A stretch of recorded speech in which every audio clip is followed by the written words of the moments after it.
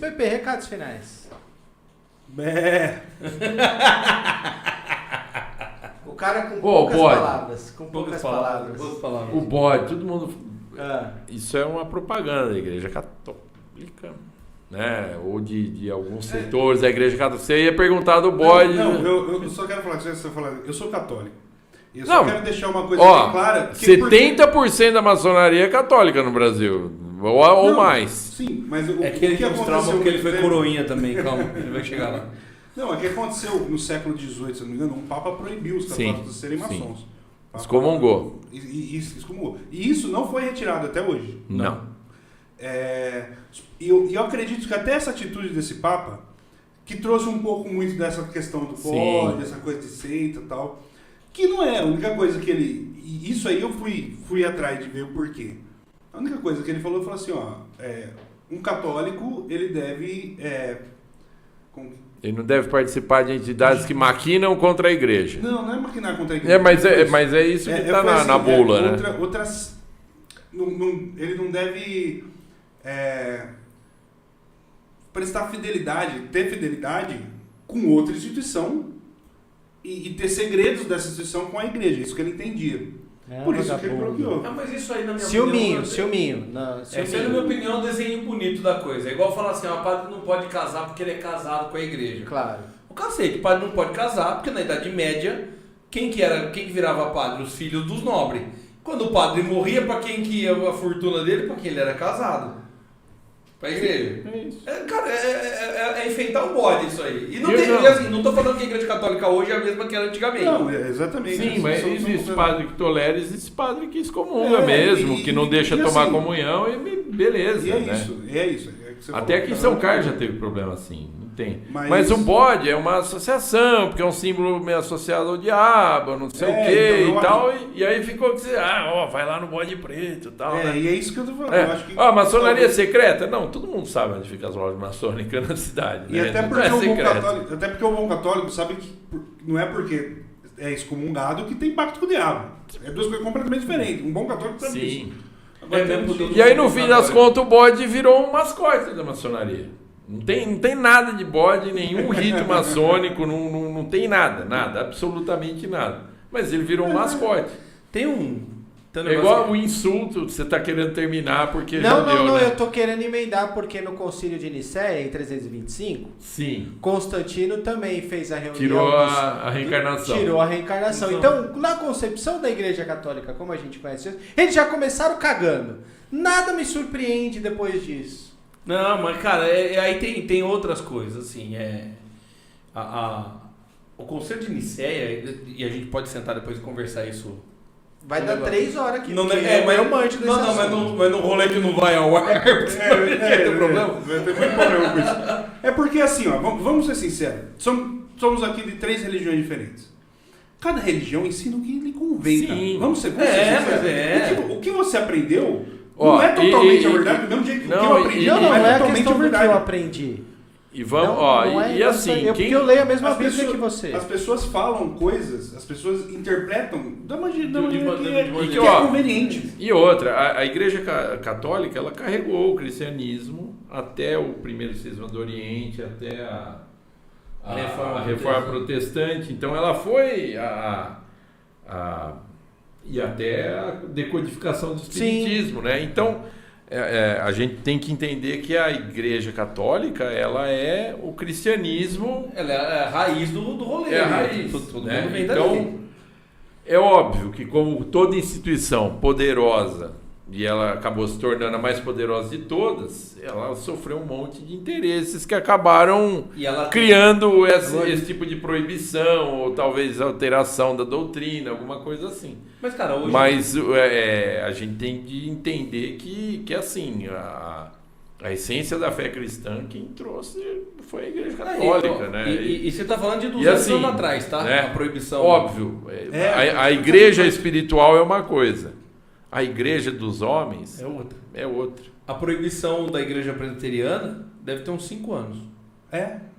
Porque a igreja presbiteriana não permite ser maçom, não, né? A presbiteriana é muito recente que proibiu maçonaria, proibiu os maçons. Entendi. Então, 5 anos, Não, você tá falando, a Igreja Católica fez 200 anos atrás. A Igreja Presbiteriana fez isso. Mas deixa eu te falar algo. O primeiro culto protestante do estado de São Paulo foi feito dentro de uma loja maçônica, da Washington Lodge em Santa Bárbara do Oeste. Um culto batista de confederados que fugiram para aqui, né? Fundaram a Americana. Fundaram a cidade né? americana. Eu sei a história. Você sabe a história. O primeiro culto, a primeira igreja batista do estado de São Paulo funcionou por muito tempo na loja maçônica que hoje é a Igreja Batista, que fica no cemitério dos americanos lá em Santa Bárbara do Oeste. Isso essa eu não sabia, não. Mas a Igreja Protestante, ela só se firmou no Brasil por apoio da maçonaria. Que era formada a maioria por católicos, mas a liberdade de culto é um valor da maçonaria. E aí ela trabalhou por isso. E a minha melhor experiência, falando em religião, eu morei em São Paulo minha vida inteira e eu só fui entrar a gente lembra de você chorando praça, aqui na praça na igreja na Catedral da Sé, quando eu voltei para lá para me apresentar recente, ano passado. E foi a melhor experiência que eu já tive entrando num ambiente religioso. A energia daquele... Quando eu entrei, eu já tomei um baque, assim, e a Bianca falou, o que foi? Eu falei, eu não sei. E a Bianca é minha mulher. E aí eu sentei e tava tocando uma orquestra na Catedral da Sé. Lotado, assim, de gente para ver uma orquestra tocando. Cara, a energia daquele lugar é surreal. Para onde tá, a energia é surreal. Você consegue encostar. Não, mas é um lugar maravilhoso. É maravilhoso. Mas a catedral é maravilhosa. Não, mas eu sempre tive preconceito. Eu vou entrar na porra da Catedral da Sé, aquele lugar cheio de mendigo. Eu nunca me permitia entrar. E eu passava lá como passa aqui. Você entrou na igreja de São Bento? Ali na estação de São Bento? Já. Mas depois... Qualquer igreja ali do centro de São Paulo que você entra, cara... Mas aí a gente vai entrar num outro assunto de religião. Eu no tempo de Salomão. Eu sou espírita. Me chama pra falar de religião que eu gosto muito. Eu sou espírita desde os 8, que eu entendi e me levaram no Perseverança em São Paulo. Então, e eu sempre tive problema com o padre, especificamente. Principalmente aos 8 anos. De eu entrar na igreja, o padre começar a falar mal do espiritismo e eu começar a xingar o padre dentro da igreja. Sacou? Tinha uns 15 anos que isso aconteceu. Então, meu problema com a igreja sempre foi esse autoritarismo. Você não vai, você tem. Não tenho porra nenhuma. E o espiritismo nunca falou, você vai, você tem. Você falou, cara, tá aqui, você escolhe.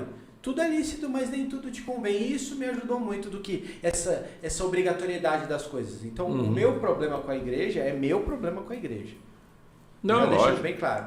E aí, agora, a gente montou um centro espírita, alguns amigos nossos, ali na Vila Isabel. E uma das minhas palestras é Deus está em todo lugar. Se você quiser, você pode comprar um relógio. Vai dar uma palestra com ele. Vai ter uma palestra de meia hora. E que foi de uma macarronada solidária que a gente fez. Terminou essa macarronada solidária. Uma amiga nossa estava fazendo um evento naquela igreja ali perto do Bicão. Como é que ela chama? São Nicolau. Um evento de despedida do padre. E ela estava trabalhando no evento. Ela falou, cola aqui.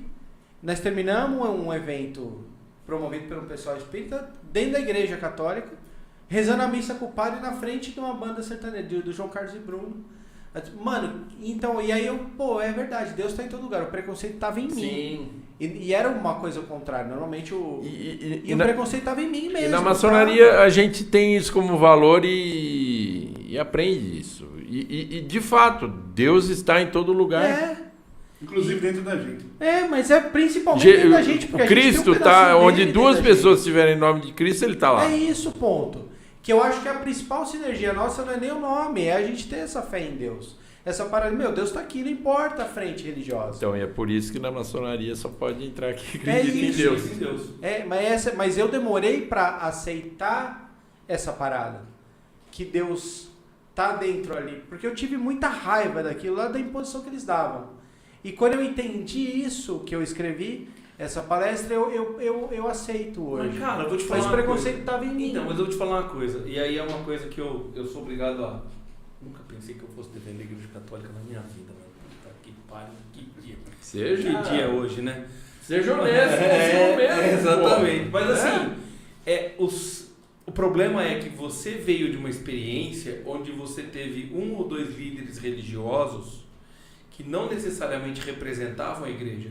Porque hoje você tem muitos padres, apesar de não falar abertamente, eles sabem que muita gente que está na missa lá no domingo frequenta o centro espírita. São espíritas que frequentam a missa. E aí ele tem um tom mais agregador. Olha, vem, participa. Mas Papa Francisco, né? Mas entendeu? E aí às vezes você tem líderes religiosos que eles... Isso dentro da igreja católica, dentro da igreja protestante, sim. né? Até dentro do centro espírita Sim, tem um monte de... Qual que é o problema? É o medo de perder o fiel. Então assim, não vai lá, é pecado, sei lá e tal, porque tem medo que o fiel vai e se encontre em outro lugar. E cara, não tem nada mais importante que você se encontrar com a sua fé, independente de qual ela seja, né? Então assim, independente de eu falar assim, eu me encontro na minha fé porque eu acredito que ela é aquilo que é correto para mim, tá? Não necessariamente, né, eu vou querer que alguém, até porque assim, se forçar alguém a ficar numa fé, numa religião, o cara não aproveita nada de nada, ele não aproveita nem do rolê, porque ele vai ser frustrado com a religião, com a relação dele com o divino, né? E também vai ficar ali só para E essa chance, e vai haver uma chance muito grande dela ir para uma outra religião depois e se tornar um radical. Exatamente. Né? Perder a tolerância. Perder a tolerância. Mas eu tava nessa daí.